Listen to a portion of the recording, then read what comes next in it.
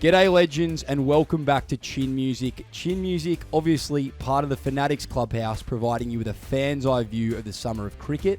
My name is Tom Gallup and I'm once again joined by Mr. Clavelli. Moe, I'm not going to butcher this pronunciation of your name again. Can you at least clear the air on this? Because I think we've heard 3 or 4 different versions. How do we actually say your name? Well, I say Moises Henriques, but that's probably not consistent to how my dad says it and his descendants before him. So, but yeah, I would say Moises Henriques, basically just how it's spelt, or without the I in the first name. Massive Big Bash summer for Moe coming up this year. So Fox Sports, please take note. Henriques is the correct pronunciation.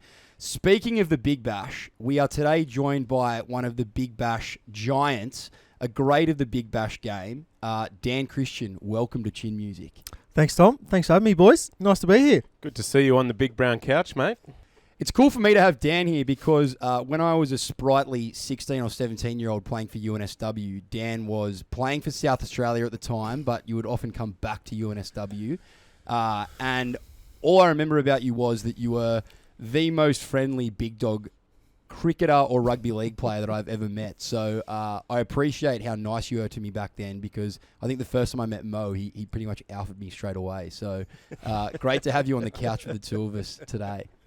No, thanks, boys. Thanks for having me. I always loved my time coming back to the club. The club was very, very good to me as a youngster. University of New South Wales Cricket Club. So anytime I head back there or see any family members of blokes that I played with or blokes that I've known for a long time, you always make an effort to get to know them as well. Speaking of that, you've made a bit of a return to grade cricket of late. How's that been going? Going okay. I played a couple of games for the Bumblebees 2 weeks ago, a couple of 2-dayers. My first game longer than 50 overs since my last Sheffield Shield game in 2018. So 6 years. A little bit of a shock to the body. And how'd that game go for you, Dan? Did okay. A few runs, bowled a few too many overs, and pulled up a bit sore. But no, we got a win. The boys hadn't had a win yet for the year, so it was nice to help them get over the line. Tom, Dan's being humble here. In his first outing, he's gone and made 130, followed by 3 for 20 odd off 15 overs. Then his next outing, he's made 80 and taken 4 for 40 off 20 overs. They're numbers that I'm sure Dan Christian in his 20s would be proud of, let alone at 41. Yeah, no, I did all right. It was it was nice to be back out there and helping the boys and nice to have some success. I walked up the stairs behind you before, having known that you've been bowling all these overs, and I got to say you were pretty ginger getting up those stairs. So how are you managing to bowl 15 overs in a day? Well, I'm probably still recovering from bowling all those overs. I've been working pretty hard. I've been trying to maintain my fitness and been back in the gym. I've been in the gym actually, not back in the gym because I never used to go to the gym when I was playing properly. So, but yeah, once you get a bit older, you've got to work a little bit harder to get your to maintain your fitness. So, I've been doing that for the last few months and it's paying off, I think. Unreal. Is it a sign of things to come, Dan?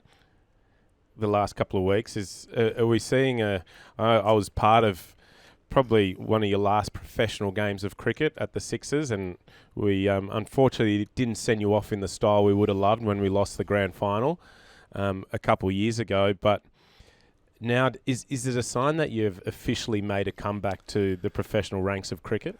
I'm officially available to play. Yeah, I've Chin Music exclusive. I missed last season. I didn't play last season, so this will be my second year, I guess, out of the game. But I'm hopefully not going to be out of it. I've had a break and mind is refreshed and body's nice and refreshed and I'm missing playing. So that's why I've gotten back into club cricket and I'm keen to still play as high as I possibly can. So I'm coaching at the Sydney Thunder. I'm the batting coach at the Sydney Thunder this year and I'll be available to play should they need me. As the batting coach in a T20 team, I feel like you were one of the first players to adopt that kind of like stand there as the bowler ran in with an open stance and kind of an open blade. Just like, I'm going to try and hit you as hard as I can over mid-wicket. Is that the kind of stuff that you're teaching them? No. It's Oh, that was something that just worked really well for me, and one thing I've certainly found with the coaching stuff, and Mo would have seen this. The older you get, and the more that young guys come to you and ask you for advice, you want to pass on the knowledge that you've learnt and the things that worked well for you, but you also kind of want to mould them into their own, the way that they want to do it. So I'm certainly not going to go and push the way that I slogged on to, a Sam Constas or an Ollie Davies or any of those young blokes at the Sydney Thunder. So,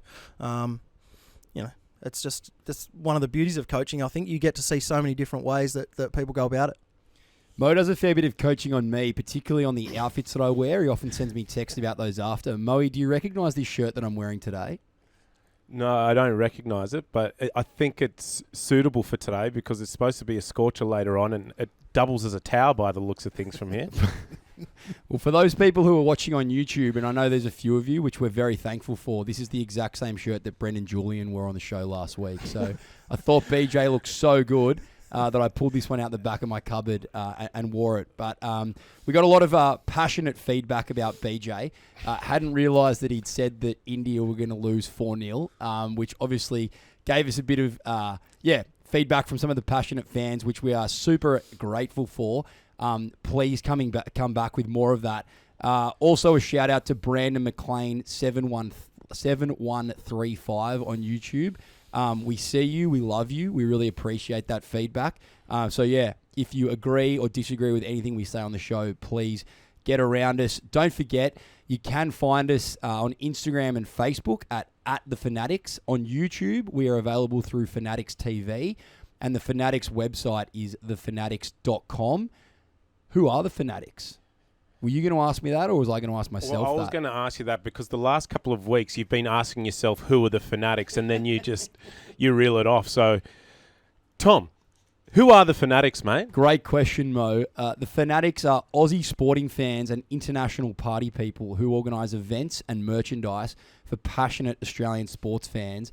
As I just mentioned, but I'll repeat myself because I know how many people are going to be rushing there. The Fanatics website is thefanatics.com. Get there to get all your Fanatics news. Boys, as you pointed out last week, Mo, this is in fact the first test of the summer. Bit of a trial run 2 weeks ago. The Aussies just warming into things, but we're now in December, so we're officially in the summer season. I read the other day that Australia have played 240 test series. They've won 134 of those series, and only 4 of those victories have followed a first test loss. Give me something just to get us rolling. How are you feeling about the boys' chance in Adelaide this week? Yeah, look, it's a tough one. I think, leaving those statistics aside, because I think a lot of those statistics would come from three-match test series, which obviously, if you lose the first test, then it's very hard to come back and win the series. So maybe in a 5-match test series, I guess the output would be there'd be a lot fewer of those out of the 240 there, but just to ease some of the Australian fans' concerns there. But I still think, as you said there, out of 240 series, only winning 4, that is a bit of a worry, because I'm sure they've played, maybe 55 test match series. All the Ashes have been 5 test match series for as long as I know. So, it is a bit of a concern, but I still think there's 4 test matches to go. And keep in mind, India were in the similar position to this when they were out here last. They lost the first test, having been bowled out for 50. So they do have their backs up against the wall. Rohit Sharma back into the side this week for India. And I'm pretty sure Shubman Gill will work his way back into the 11 as well. So, however, the Aussies will be at Adelaide, pink ball test, exciting times to come there. What are you thinking, Dan? Australia's got a great record in that pink ball test and played a lot of cricket at the Adelaide Oval, particularly that bowling attack, who they probably weren't at their best in the Perth match, but Mitch Starc and Pat Cummins in particular have played a lot of pink ball cricket at the Adelaide Oval, both for New South Wales and Australia. So I dare say they'll bounce back pretty strongly. I was going to come to the pink ball itself a little bit later, but we're kind of on it now. How does preparing for a pink ball game change things? Dan, you said you last played first class cricket in 2018. I imagine there were pink ball games being filtered in then? Well, you make it sound like I'm like the pink ball started in the last 2 years. I played a lot of pink ball cricket. I reckon it started around 2010 maybe, so maybe a little bit later than that, but certainly played a lot of pink ball cricket, sort of 2 or 3 games a year we'd play. So it's a really interesting format. 4-day cricket's slightly different because you have a lot more declarations. You tend to see teams go a bit harder with the bat early on in day one and then maybe send the opposition in and try and get them, 2, 3, 4 down that night. We have seen that a little bit in the test matches over the years, but preparation-wise, it's different. It's quite tough to see, particularly in twilight. It can get a bit comety. It gets a bit of a trail behind it. Chris Rogers literally had to retire because he said that he couldn't see the pink ball at night, didn't he? And it was becoming a bigger and bigger part of the game. Yeah, it's tough. It can be tough, particularly depending on the background that there might be in the field. It can be a nightmare in the field if you square the wicket. You can't see a thing half the time. Yeah, I always found the night time was actually the best time in terms of to see the ball, just because the lights had taken effect. But I was with Dan in terms of the twilight or that sort of the time just before the lights took effect. Quite often the ball would pick up the colour of the wicket because it is a slightly lighter colour ball than the red, and it'd pick up some grass. And being a little colourblind myself, when the ball would pick up that grass colour from the wicket, I found it really hard to see once it actually hit the wicket. But I'm sure the 11 in the Australian team at the moment hopefully won't suffer from any type of colour blindness and won't have that effect on them. So, I do. It is an exciting. I find it really exciting because you can wake up, start your day, have a long breakfast, read the paper, just chill out, and then you get to the. It's just a kind of different atmosphere, and Adelaide Oval is such an amazing place to play Test cricket. The vibe they get there at that ground for a Test match is superb. Dan, have you spent a week there during a Test match? Not a pink ball one, but yeah, it's the out the backs. It's like a festival out the back. I'm going this week, boys. You get me very excited. Brilliant. Yeah, mate, it's outstanding. It's absolutely outstanding. I was pretty lucky. Only 1 year when I was down playing for South Australia, there was only 1 year where we didn't have a match scheduled during the Test match. So you get to go and watch the cricket and you hang out the back. There's concerts on, there's food stalls. It's just a great vibe. And then you go in and watch some cricket, and it's a really good week. I'm going full Nuffy mode here, but I've just got one more question about the ball. If you think about what a red ball is like after 50 overs and then a white ball is like after 50 overs, they're very different. Is a pink ball more like a white ball or a red ball at that kind of 50 over mark? Well, we don't know what a white ball's like anymore after 50 overs because they take a new one from each end now in 50 over cricket. So they only ever get to 25 overs old. But I would say it's closer to a red ball in how it manages to keep its shape and keep its colour. But, I would say it's also, it has some similarities to the white ball where it does pick up the colour of the field and the turf that you're playing on, where a red ball, it sort of doesn't seem to pick up the colourings of the grass and the turf. And it goes quite soft and very, very rarely, if ever. I don't think I've ever seen one reverse swing either when it gets old. So they're once you get through that new ball period, they can be good fun to bat against. How do you think the Aussies feel kind of a couple of days out from the Test now, this being such an important game now that they're one down, knowing that the toss plays a really big part in pink ball games? Like, obviously these guys are pros. They are very good at getting themselves up for this mentally. But in the back of their minds, are they going to know that if they lose the toss, you're immediately at the whim of the pink ball? I don't think so. I think a lot will have to do with the actual wicket and the conditions, and we don't know what they're going to be like until the morning of the game. The toss is always important, especially if the wicket is favourable, one way or the other, quite dramatically. But we don't know that yet. We don't know what the wicket looks like yet. So until we get there in the morning of the game, then I'd imagine most of the guys will be pretty relaxed about the toss. Maybe the day before training, they'll go out and have a look at the wicket, see how much moisture is on the wicket, see how much grass is there, how even the coverage is. But, until then, I'd imagine that it'll be pretty relaxed. I always think about Nick Maddinson making his debut in a pink ball test in Adelaide, and he easily could have made his debut on a flat wicket in Sydney. but instead he goes out there under lights with Kasigo Rabada with a brand new pink ball and inevitably gets knocked over, but I think most batters would have gotten knocked over. So I feel for the guys who are under pressure this week, just in the back of their minds knowing that lights, brand new pink ball, like that could just mean that even if they're in good nick this week, they're in trouble. Yeah, and for the listeners at home, Kasigo Rabada is actually Kagiso's Rabada's brother who bowls left arm.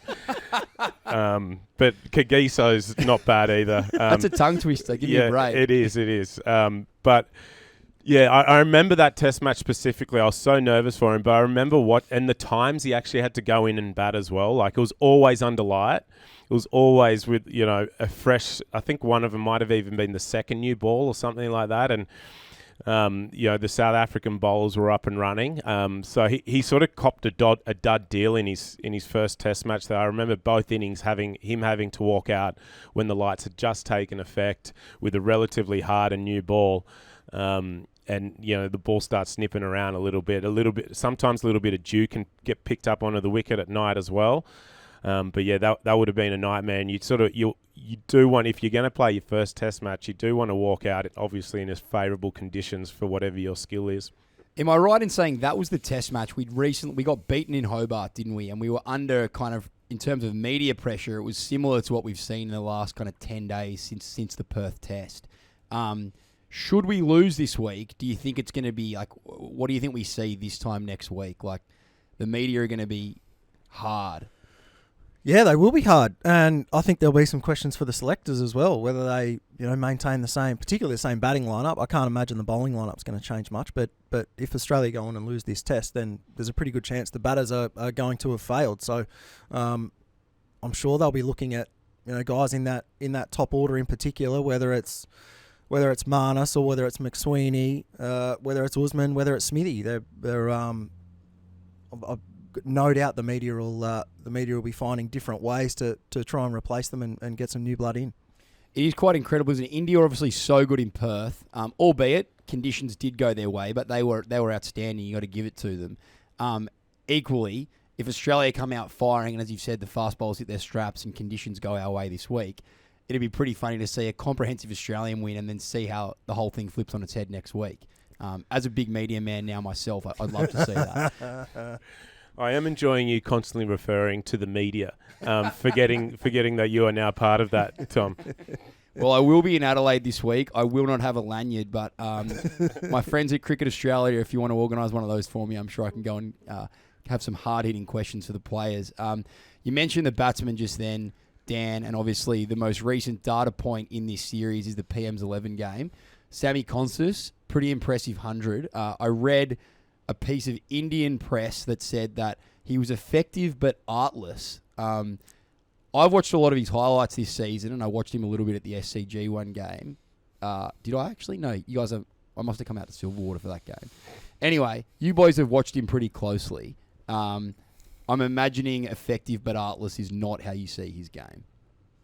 Mo's seen a lot more of him in recent times in the Sheffield Shield, but certainly what I've seen, there's nothing artless about it. I think he's a fantastic young player. I first came across him in the Aussie 19s about 12 months ago over in England. They had an Ashes tour and he did quite well over there. And then watching him since he's come home, I think he's just gone from strength to strength, which is not really a surprise. Every standard or every level that he's come through from under 12s all the way through, he just knows how to score hundreds and he finds ways to score hundreds and he does it with almost like an arrogance or an aura about him that says that I'm good enough to be at this level and I'm ready to play the next level, whatever level that is. So I've got no doubt that when he does get the opportunity, he's going to do well. Yeah, I agree there with Dan. I do agree with half the statement. Yes, he is very effective. I don't agree with the second half saying that he's artless. I think at such a young age to be, I think, the second youngest man in Sheffield Shield history to score 100 in each innings. And the two innings of that game, what he had to do as a batsman were completely different.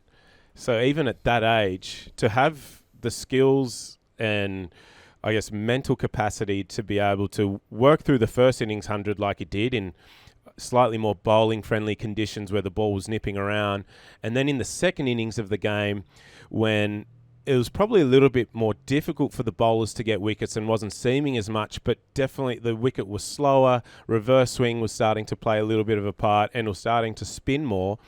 There weren't as many scoring opportunities because the fields were more defensive, and he had to, his 100 came at a lot slower pace than in his first innings. And getting to see a young cricketer work through the gears like he did in that first Shield game, it takes so much skill and so much mental strength, especially after just coming off your first ever 100. You'd think your job's done at that age.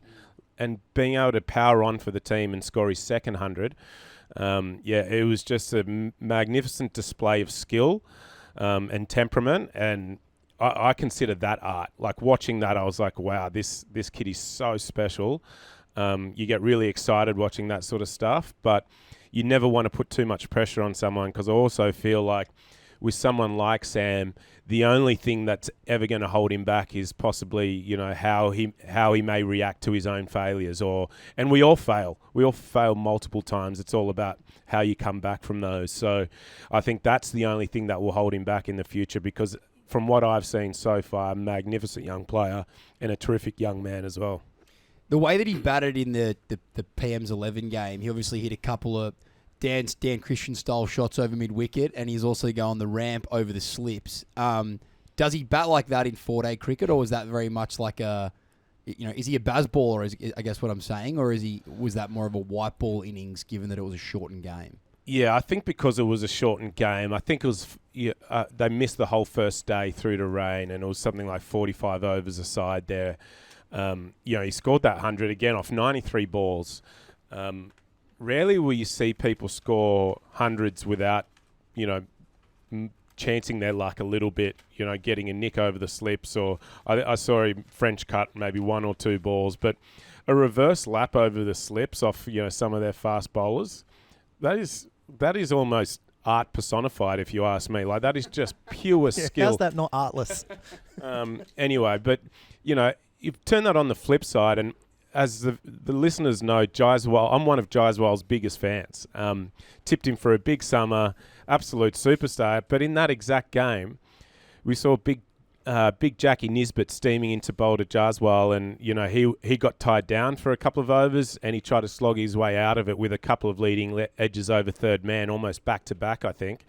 But that's not to say he's artless. Just because he nicked a couple of balls, he's a very skillful cricketer.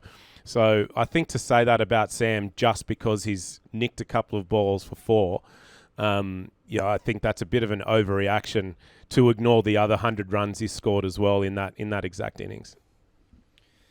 We're big fans of Sam Constance in this show, and we hope he can join us soon. Obviously, the big news out of the Australian camp this week is that Josh Hazlewood is out.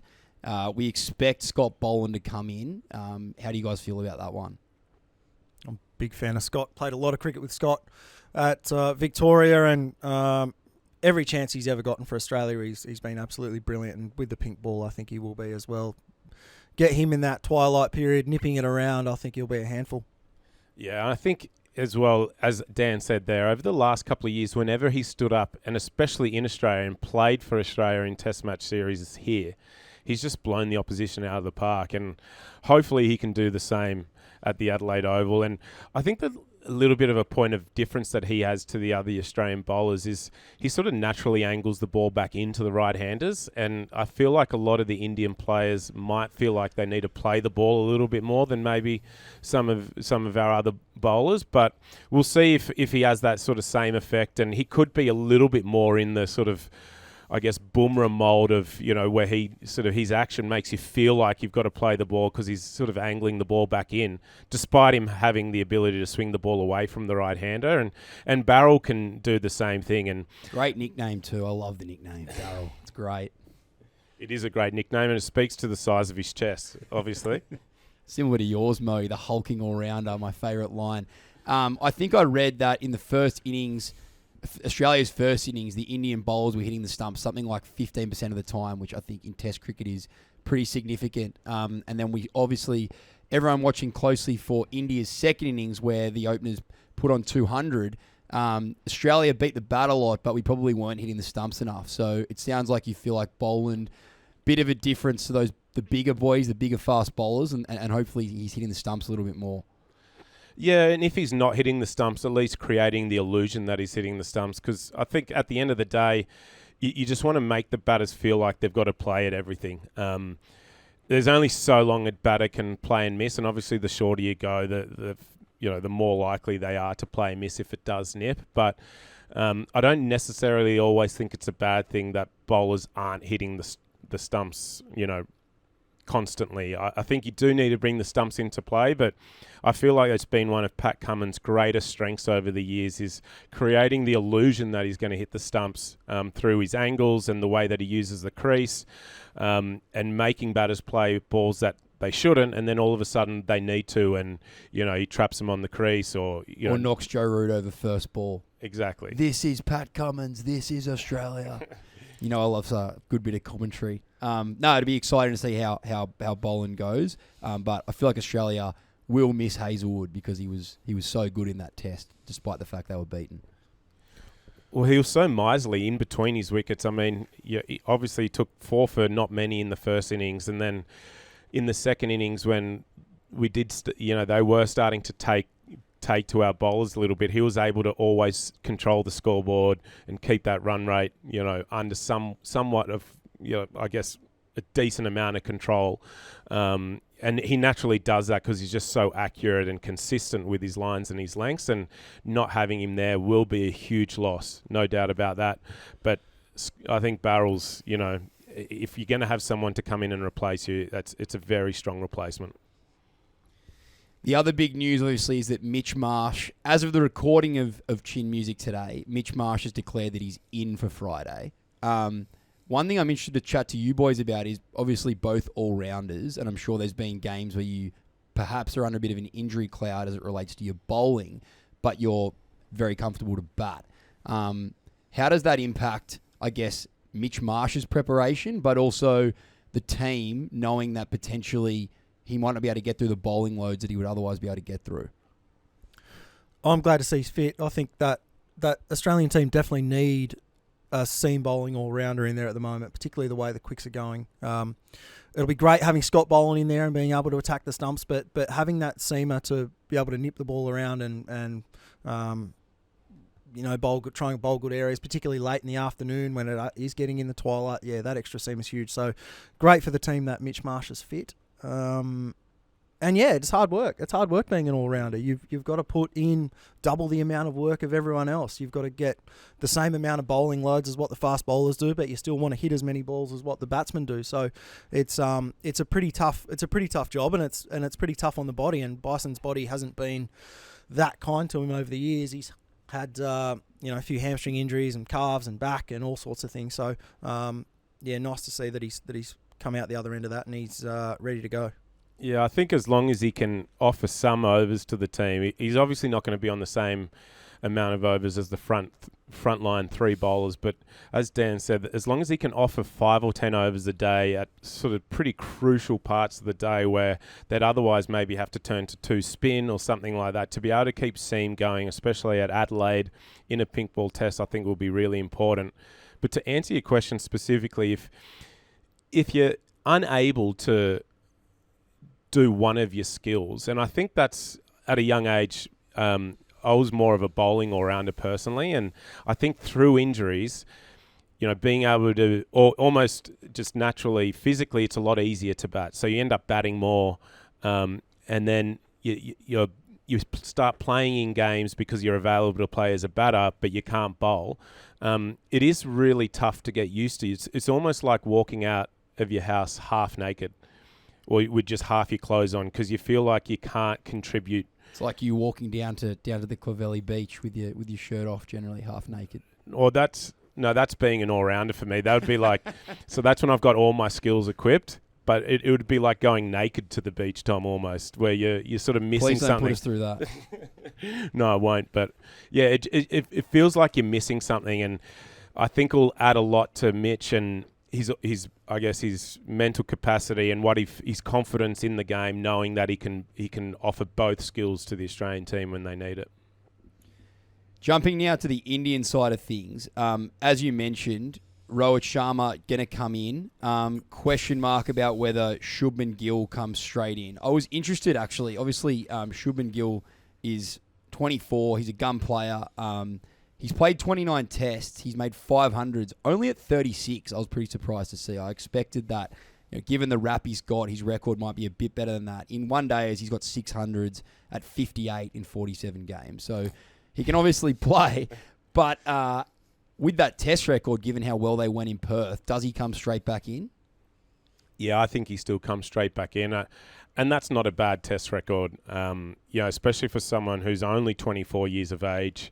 There's still a lot of experience there for him to be had. And I think he was the opener 3 or 4 years ago when India came out here last on that is a really tough tour to come on as a young Indian batsman, opening the batting here against our fast bowlers. And I remember watching him there in a couple of innings thinking, geez, this boy can play. And I think he just comes straight back into the team. He's an extremely stylish and elegant batter. I was fortunate enough to watch his half century against the PM's 11 a few days ago, and he looked in great nick. So I'd imagine he comes straight back in. Yeah, and I think the fact that he retired too says that he's probably just going to come straight back in. Otherwise, he might have gone on to get 120 or something like that, or at least tried to and prove that he should be in the team. I dare say straight back in. And the record-breaking opening stand from Perth, what do you do with Rohit? Do you slip him into the middle order, or do you put him back where he's kind of batted for the last 5 years and have him open the batting with your boy Jaiswal? Yeah, that's a tough decision, and a decision that I'm very happy that I'm not the captain of the team for, because, again, there's a few things at play there. You don't want to break up that. It was actually a match-winning partnership, that second innings opening partnership. The game was still very much in the balance at that point. Bringing Rohit in, obviously very experienced opening batsman in Test cricket, but that has just won them a test away from home. That partnership, I'm not sure what to do there, to be honest, Tom. Dan, what are you saying? I'd put him in the middle order, particularly in this game with a pink ball. If you've got someone with the temperament and the technique that has spent most of their career opening the batting, coming in when the ball's nipping around at night time in that middle order, I think that's going to be really valuable for them. And not only that, think of it from the Australian side as well. If you get through that top order and Rohit Sharma walks out at 5 or 6, it's pretty intimidating, I think. The last question I was going to ask, and then we're going to go to some predictions, because predictions are just fun, and Moe, I know you love them. Dan, having you here, one thing that when you read about your career is how unlucky you often were not to play Test cricket for Australia, and you're included in a lot of squads. I asked Mo this the other day, and I think BJ weighed in, but given that you've done that quite a bit as well, what was your preference in terms of, did you want to go into camp and be around the boys, or would you have preferred to have played a Shield game or even played grade cricket to kind of keep the momentum going in match play? Because I can see a world where it's great to come in and it's a positive to be around the squad. Equally, you come in and you're running drinks, you're probably hitting after all the players who are in the game are having their hits, etc. So do you lose a bit of momentum when you're included in a squad without actually playing? I was quite lucky that the couple of times I did it, I stayed with the squad for the whole prep and the first 2 days of the test, I think I did. And then off I went and played Shield game or a one day, or I can't remember what time it was, but I think I did a bit of both. So I was able to stay in and do both, and there were no concussion subs back then either, so I didn't have to hang around and wait in case something happened. But it is nice to stay front of mind, I think, knowing, being in and around the squad and still hitting, and so the coaches are seeing how you're going, the captain's seeing how you're going. But then also being able to go back to your Shield cricket and put some runs on the board, I think, can be really important as well. It must be weird these days when you're a concussion sub and you're not necessarily the shoe-in next player, say a Josh Inglis, and then you are undoubtedly following the Shield scores, because if someone makes 100 and you're sitting there with the pink vest on, I'm sure you're saying, oh, that's great, wink, wink, but, we'd all find that pretty hard, I imagine. Yeah, it would be difficult to see your direct competition scoring 100 while you're running drinks, and I think that was something we spoke about on last week's episode, that it is a tough balance, needing that concussion sub there, and taking him away from an opportunity of more match experience or the potential for more runs to continue putting the pressure on the selectors. Okay, so You made the call that you thought Steve Smith and Pat Cummins were going to be the respective, MVPs of the Australian team through the summer. Both of them probably started a little slower than they would have liked, but 4 tests to go. Are you sticking with that call? Really went out on a limb there too, didn't he? Picking Smith and Cummins. Don't worry, I took that out of him as well. Yeah, I'm going to stick with it. As I said, I picked it for the summer. I didn't pick it for spring. And now that summer started, I think they're both going to really hit their straps. And here in Adelaide, there's no better place for the two of them to start, making my predictions come true, Tom. Okay, so each of you boys, who wins this week? Australia comfortably. I think they'll win by a couple of 100 runs, maybe an innings even, on the back of some very positive batting, and then there's going to be some nighttime bowling at some stage where Mitchell Stark's just going to blow the top order out of the water. Moe? I'm not as confident as Dan there, but that's nothing against our Aussie boys. I was just so impressed with the way India played in Perth. I think Australia will win. It'll be a really closely fought test match, I think, and it'll be a winner on the evening of day 4. Give me a headline from this week. I'm going to go out and say McSweeney 100 at his, he's inherited home ground. He's obviously a Queenslander, but I think McSweeney 100 this week is going to be the big headline. I'll put you boys on the spot here, but have you got one for me? Marnus to return to form. Everyone would love to see that. Yeah, I'm going to say Captain Cummins with Pfeiffer in the second innings to bring Australia home to a victory. The one that really worries me is Bumrah takes 11. Australia in shambles, out with the bathwater, etc., etc. But no, fingers crossed that doesn't happen.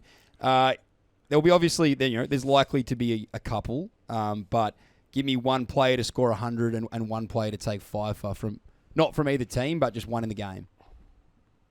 Well, I'm going to go with Dan there. I'm going to say a Marnus 100 is just around the corner, and I think it's going to come into this game. Pfeiffer, other than Pat, I think I'm going to go with Siraj. I think just his a little bit of nip. I'm going to say 4 for Mohammad Siraj in the first innings for India.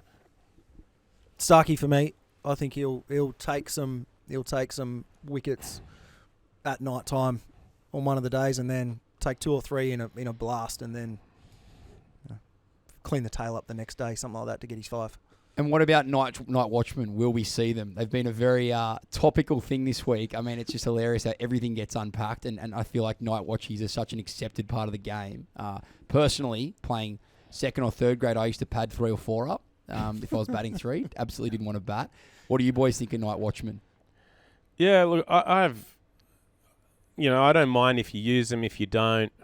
However, I do have an issue with the bowlers who complain about having to be one, especially the seamers who say, I don't want to be a fast bowler, I don't want to be a night watchman, it's your job as a batter to go out there and bat when it's tough. And my comeback to that was always, well, why don't you bowl from overs 65 to 80? Why do the batters have to bowl those overs? And I think, in that sort of what we call the graveyard shift of overs 70 to 80 before the second new ball comes, typically it's usually a spinner in the all-rounder or a spinner and a batter that, tends to bowl those overs out to 80. And I think that's like a similar situation of the game where you don't really want to expose your frontline bowlers at that period of the game because they're about to bowl with the second new ball at the 80 over mark. So, I guess the same could be said for the night watchman, is that you don't really want to expose your batter with, say, 10 minutes to go in the night because it's a bit of a lose-lose situation. And, they can come out the next morning and only have to start their innings once rather than having to start it twice when you're the most vulnerable.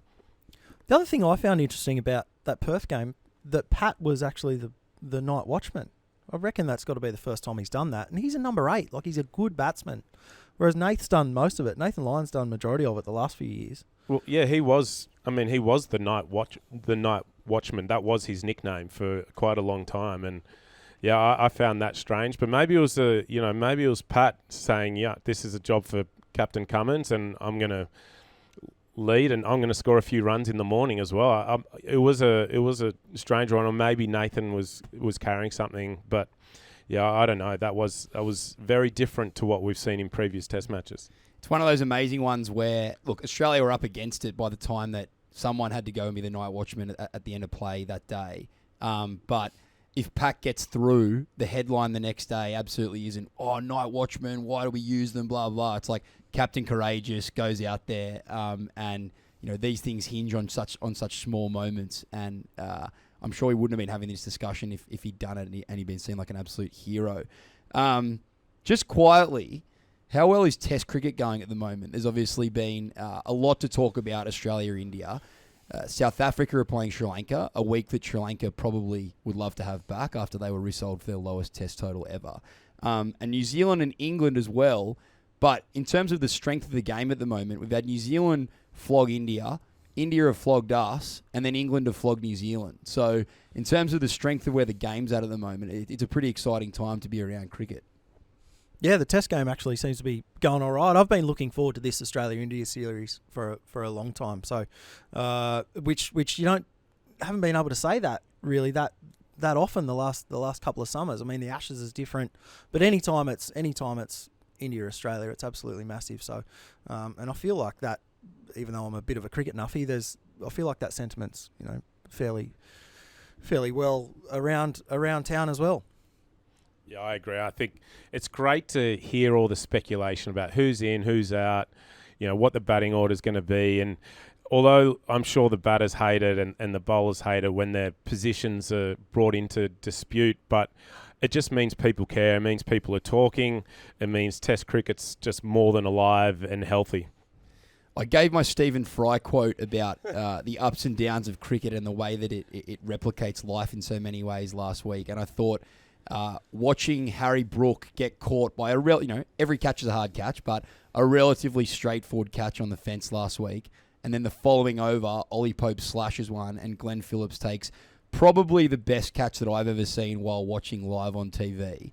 I thought that was an incredible moment. And the thing that I wanted to ask you boys is, what is the greatest catch either of you two have taken? Mo, there was obviously the one that was actually probably a drop last year in the Big Bash for you. No, that's not even close.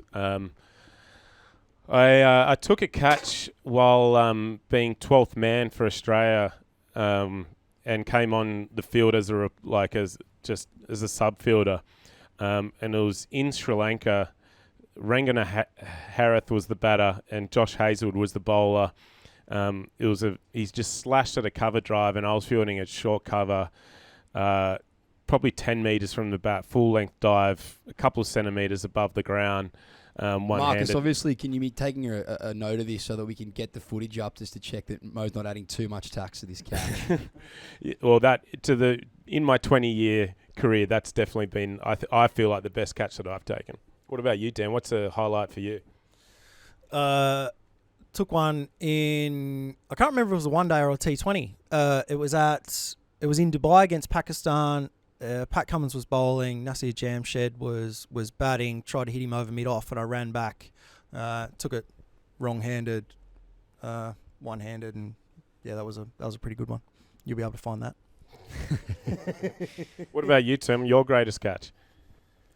Oh, I had this bloke who I don't know why we sledged each other all the time, but we played against each other kind of 15 times over 15 years in grade cricket. And he sledged me batting one day, and then I decided, this is in my last couple of years of playing, and it was like sledging that made me actually enjoy playing. I decided to start sledging him before he walked on the field. He was the opening batter. So I walked him out, effectively. I was walking next to him, can't remember what I was saying. And then third ball of the game, I was at third slip, and he slashed one, nicked it, and I went to my left and caught it one-handed just off the ground. So, did you? If you are listening, you know who you are. You play for Randwick Petersham, and you know that was a great catch. Okay, well, we've got Dan in, so we didn't actually touch on this last week, but great chance to kind of dig into a bit of IPL stuff, IPL Auction last week. DC, when I was talking to Mo about you, I said, I think you were probably the first, I don't want to say surprise, but for people who probably weren't massive cricket fans, when you got that first massive deal in the IPL, it kind of came out of the blue, and I guess then that was the start of you being a bit of a T20 gun for hire. Firstly, was that a surprise to you that you got that massive deal? And if you could just talk to us a little bit about what it's like being in the IPL auction, because it seems like an absolute fanfare. It was a huge surprise. I'd gone in, I think I put my reserve at 50,000 US. And back then there was no streaming of it, and it all came up in like a chat room, like a blog thing, and it said Dan Christian, all-rounder from South Australia, reserve 50,000, 2 bids early, Deccan Chargers, and the Kochi. So you're laughing at this Tuskers. point. You're like 50 grand, 6 weeks work, How good's happy this? days. Yeah. I'm going to the IPL. This is going to be amazing. And then it said bidding increasing ferociously or something like that, and all of a sudden it's gone up to 400 grand. And it was these 2 teams. And then at 400 grand, the Delhi Daredevils jumped in as well. And I'm going, this is unbelievable. It's like winning the lottery. And then it sort of froze. And then this chat room thing froze. And I was like, I'm furiously clicking it. And I was down in Canberra at the time. There was a PM's 11 game. I was playing for the PM's 11 against England the next day. And this was that night. And I'm sitting there with Sean Tate. We're both watching it. Paying about $400 a day that game. And we're both watching this thing. And it froze. And then it came back on and it said, Kochi have dropped out. The bidding's now at 850,000 US between the Deccan Chargers and Delhi Daredevils, and then sold to Deccan Chargers for 900. It was literally like winning the lottery. It was like watching Powerball on TV, and you're just seeing your numbers come up, and it was heart going berserk, coming out of your chest, and amazing experience. How many seasons have you both played in the IPL? Because you've both done a couple, haven't you? Or you've done more than a couple, Dan. Yeah, I did 6. In the end. I had a couple at Deccan. I had 2 at Deccan, 2 at RCB at different stages. One in 2013, then again only a couple of years ago. One at Delhi Daredevils and one at the I've got to get this right because the name's the Rising Pune Super Giant, not the Giants, the Giant, Rising Pune Super Giant, where we lost the final by a run on the last ball. With this franchise cricket, there was a great article in... Tom. No, I'm coming back to you, Mo. He gets like this, isn't he? It's unbelievable. Come on. We got a guest here. You're always on the big brown couch. I get to talk to you all the time. When you now watch the IPL, do you have a team? I mean, how does it work? 'Cause are you a Dragons fan in the league? Yeah. Yeah, and you love the Dragons. Long suffering. Yeah, we both are. Do you have a team in the IPL that comes anywhere near the way that you would go for the Dragons, given that cricket is your sport? Do you find it easy to follow franchise cricket, and do you find yourself going for one team? Oh, not going for one team. I guess I've got a little bit of a soft spot for RCB. I was there with Mo in 2013, 2012 or 2013, something like that, and then again only a couple of years ago, and they're the only one that is still in the competition. All the rest have either changed names or they've gone. So soft spot for RCB. Really enjoyed my time there. I wouldn't say I'm as passionate about following them as maybe the Dragons, but they're the ones I take note of. Go on, Mo. How many teams did you play for, mate? Well, the team that I played for the most, which is Sunrisers Hyderabad, are probably the team that I follow now. I played 3 or 4 straight seasons there. So, but yeah, I'd been there about 9 times in total. I didn't get one as big as 900 grand US though, but they're always, as Dan said there, go on. You got 850 one year, didn't you? Yeah, that's not quite as big as 900. That's why you blokes both drove in your Teslas, and I rocked up and parked down the street in a Mazda 2. Anyway, so it is. I think what Dan described there is that sort of elation of, getting picked up or getting bid on. It's a really strange feeling of being able to watch your name go to like an auction, because here in Australia it's just free agency. So like deals are done, and the deals are done are a lot slower, and you kind of know exactly what's going to be done, and it might go up like, you know, you were talking sort of 5 or 10%. You know, if your manager's good, he might be able to find you another 5 or 10% on top of your contract from somewhere. But in an auction, as Dan said there, you put in your reserve, you could go for that amount. You might not even get a bid. And then you could go like, as Dan's case was, that's, you know, what's that, 2,000% on of what you're... So it's just, you know, we're not talking a little 5 or 10% increase. It's just, you just have no idea what's going to happen at the auction, and, you know, whether you're even going to get bid on. I remember there's been times where I put my name in the auction, and I'd, you know... Were you in this year? I was in this year. Too old and slow these days. But I would have picked you. Thank you. But maybe then I could have come over and we could have been live from India. Can you how imagine? good would that be? Do you reckon this big brown couch would travel well? Apparently it does. Straight from Paris, was told me. Well, there you go. Yeah, there's been times where I've been in the auction and 3 or 4 teams have told me, yeah, we're going to bid on you. We're really keen to have you. And then you don't get bid on and you spend the winter at home. And then there's been times where there's been no communication with any teams, and there's an absolute bidding war, and you end up going for, you know, a lot more than what you expect. And sometimes you feel like there's no rhyme or reason.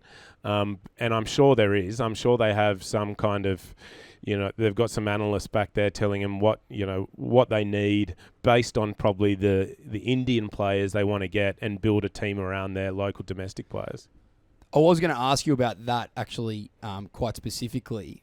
Do you guys remember when you went for your best price in the IPL auction, how you'd gone in the couple of weeks before? Because I couldn't help but see when I kind of went down the prices that there does seem to be a bit of a recency bias.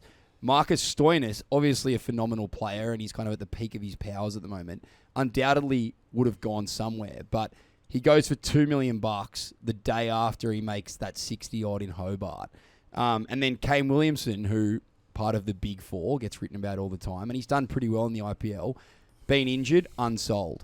Do you think there is a recency bias, and how had you boys been performing when you went for those big prices?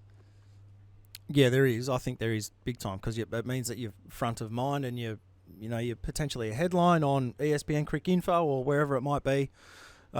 Before that one before my big Deccan one, I got 80 odd against the Blues at North Sydney Oval in one of the 50 over games that was a split innings game back in the day. It was a 25-20. And you guys had Binger, Dougie Bollinger, Horry, yourself, Stewie Clark. It was a pretty decent attack, and I got a few that day. And I remember the auction was only a few days later. I reckon maybe a week later. Yeah, I tend to agree with Dan there. There's definitely a recency bias. When I got picked up for my biggest deal was also when India had been out in Australia on an ODI series and T20s, and I was playing for Australia and did quite well against India with bat and ball in the T20 series. And I think it was a couple weeks later that the auction was on, and then there you go, you get picked up for a nice amount. But there's also, on the flip side to your point there, I remember being at Hyderabad and winning an IPL with them. The next year making the finals, and then the big auction rolls around, and I'd had 2 really strong IPLs personally, and sort of don't get bid on at all. And I was like, what's happened here? Had no idea why or what, but I think it just, and again, it was because in the months leading in, or the weeks leading in, I hadn't been playing all that well, despite my last couple of IPLs being strong. There is a definite recency bias there, and I think you sort of pointed out there with Kane Williamson, like, he's got a terrific IPL record, and Davey Warner's another terrific IPL record, probably one of the best for a batsman that we've ever seen in the IPL, and pass through. So I think that recency bias, as you speak of there, is strong in the IPL auction. And I guess Davey and Kane not really having played much cricket before the auction, in the months leading in, would definitely have had an effect on that. Well, I'm expecting big Big Bash seasons from both you boys. Speaking of the Big Bash, WBBL's just wrapped up. Pretty exciting to see the Renegades get up after they came dead last year, and unfortunately for the Heat, they've lost back-to-back finals. Pretty exciting game. I think you guys have both been involved in a Big Bash final that was rain impacted, which this one was. But nevertheless, a pretty exciting finish to what was a big year in the 10th year of the WBBL. Yeah, very exciting, and I think what a great story that is for the Renegades to come from dead last the year before to come out, and I think they were 0-2 at some point. At the start of this season, they'd lost both their first two games, and again, you can only imagine what the vibe would have been like in that camp after finishing last the season before, and to be able to turn it around, it takes, I think, a really strong mentality, a really strong resilience and culture in the group. And I think moving forward, if they're able to keep, a good core of that group together, I think they'll be in, a good place for seasons to come because, they'll be able to draw a lot of experience and a lot of knowledge from what they've been able to achieve this year. Yeah, that Renegades team, that talking about the culture, Simon Helmet, did you work with him at Hyderabad back in the day? Yep. He's brilliant at building team culture. That's one of his great strengths as a coach. So I'm sure he was very influential in that Renegades dressing room. Throw in a couple of superstars in Hayley Matthews and Deandra Dotton, the two West Indian girls, and not really surprised that they were there at the back end of the tournament, even though they got off to a slow start. One thing I did find a little bit disappointing about that women's BBL final was the fact that it was a day game, but they still reduced the overs, despite it being, being 8-9 hours left in the day until the lights could have gone on, or I think the lights were on actually, so they could have stayed out there and tried to play a full fixture rather than it being reduced to 20. But I guess that's cricket. That happens at every format, every level. That is strange, and sometimes that happens in men's cricket as well. But they must have had something really, really strong coming on their programming. MCG had a concert on afterwards. Yeah, something like that. I was on the Renegades all year. I don't know if you boys have followed the Josie Dooley story, but what happened to her in Hawaii? Some prediction that after the event, he tells us that he was on the Renegades story. Well, I found I kind of followed that Josie Dooley thing from when it first happened, and I mean, she loves surfing. She was in Hawaii surfing off the back of the cricket season, and just a really tragic story. So pretty awesome that the girls could rally and get the win for her. Yeah, I saw some comments there about how the girls did rally together and sort of use that as a bit of inspiration. And obviously, a tragic story, but where there's a silver lining, I think that's always brilliant that the girls can try and use that as inspiration for the match or for the season and be able to win that tournament and, dedicate it to Josie. I think it's a very nice story. What about Elise Perry? She's done it again, over 400 runs at 53 in a T20 tournament over 10 games. I think that was. She is just incredible. She seems to be like a fine red, just gets better and better with age. Bit like yourself, Dan. Actually, she certainly has. Certainly has aged like a fine red, Tom. Particularly the last couple of years, the way I feel like she's reinvented herself a little bit with the bat. She went through a couple of years there where she wasn't maybe as aggressive in terms of her approach, but the last couple of years she's been really going at it and going hard at particularly up top of the order and it's paid off for her. She's been fantastic. Yeah, a really strong performance again for someone who seems to just churn them out year in, year out. And as Dan mentioned, I feel like the last couple of years she's definitely up to strike rate. She's starting to find the boundary more often. I just think her athleticism in the field and even bowling. But yeah, she's just the full package when it comes to women in cricket. She does all three skills well, and I think that's the future there. Yeah, very exciting, and season number 10, undoubtedly the best season we've seen in the WBBL so far. Dan, we've got you here. Are these numbers right? I always take the piss out of Mo for being the hulking all-rounder, which is what his cricket info profile says in the first sentence. What yours says is global T20 gun for hire. 16 franchises, is that right? No. Correct me. I think it's 18. 18. I'm not going to make you do it, but can you name all of them? Yeah, I could do. Yep. How many finals? 11 finals. How many premierships? 9. I've got 13. 13 finals, 9 premierships.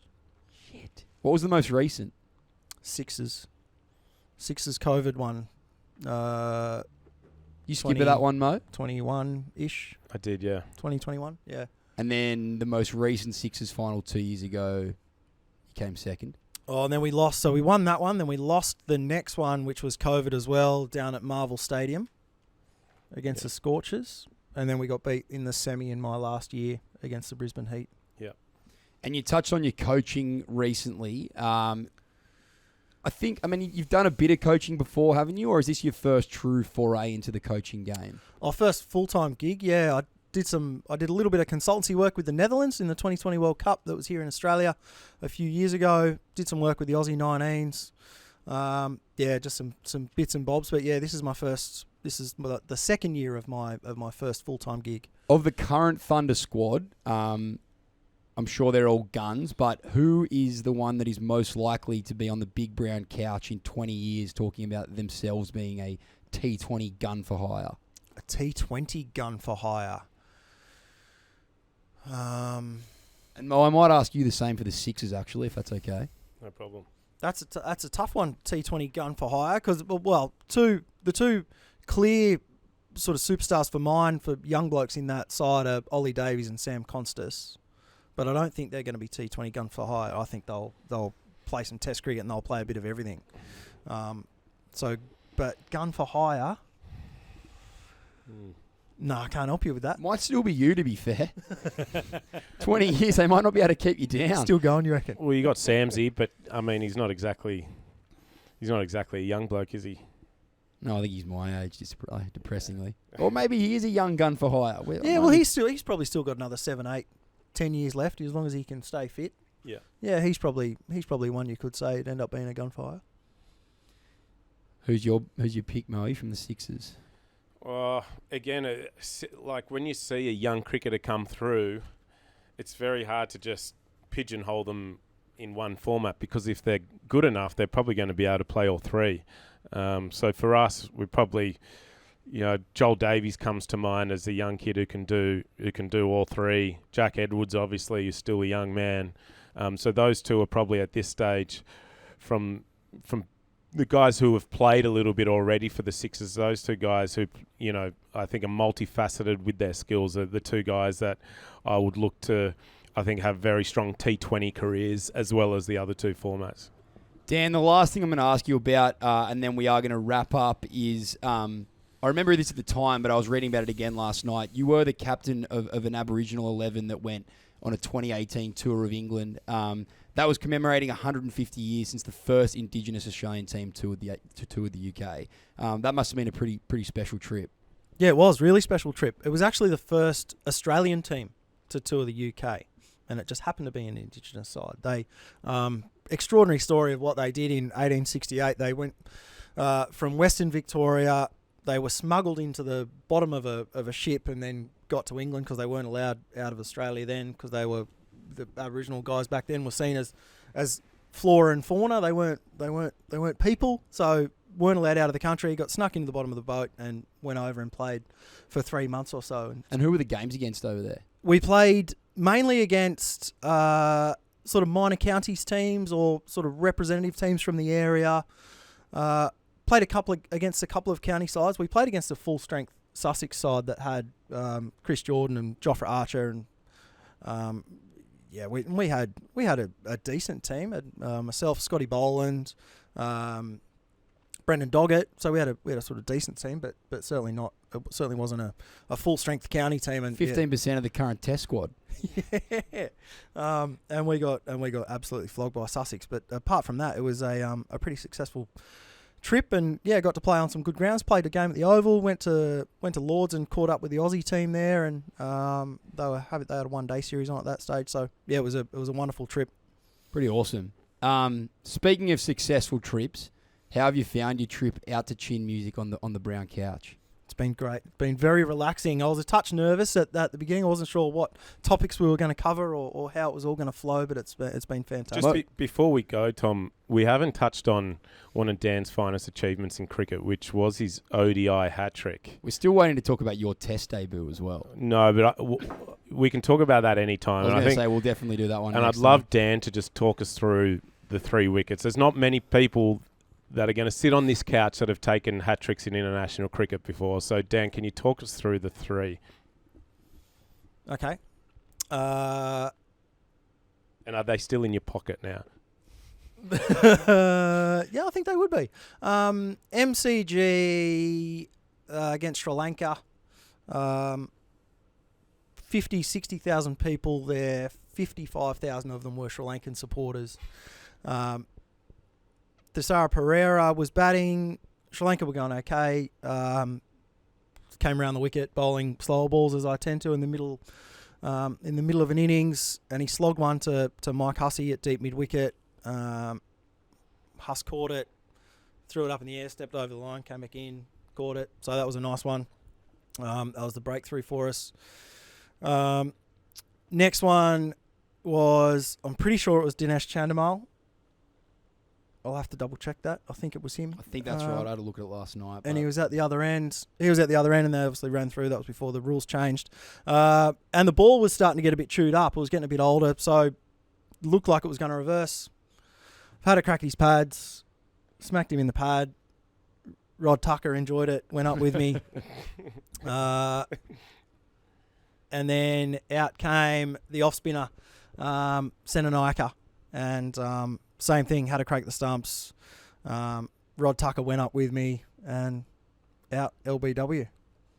Pretty special experience. Thankfully, that series was a try series with the Indians. And in 2012, the Indians hadn't decided that they trusted DRS yet. So there was no DRS. It was being used in the Test series, or a Test series and one-day series all around the world. But any series that India was in, there was no DRS. And that third one was just missing leg stump. I thought you were going to say there was a fourth one that didn't get given. The ball after, I was like, he would have had a double hat-trick. He had a double. DC, it's been epic having you out here, mate. You do look very fiery on the pitch, but you are one of the great blokes. Full circle moment for me. You were a great bloke to me at UNSW when I was 17, and I'm still pretty nervous in my third Chin Music appearance. So to have you out here as a calming presence has been awesome. And Moe, you've been just as good as ever. So thank you very much, boys. Yeah, thanks, Dan. Thanks for coming out, mate. Really appreciate it. No worries, boys. Thanks for having me. Don't forget, if you want more Chin Music, you can find us on Instagram and Facebook at The Fanatics. On YouTube, we can be found at Fanatics TV. And the Fanatics website, one more reminder, is thefanatics.com. Thanks a lot for listening to us, and we'll catch you next week. Cheers, legends. Well, there it was, ladies and gentlemen. Yet another episode of Chin Music. If you enjoyed it as much as we did, please hit the like and subscribe button somewhere under here, and we'll see you on the next one. Oh, yes, Moe!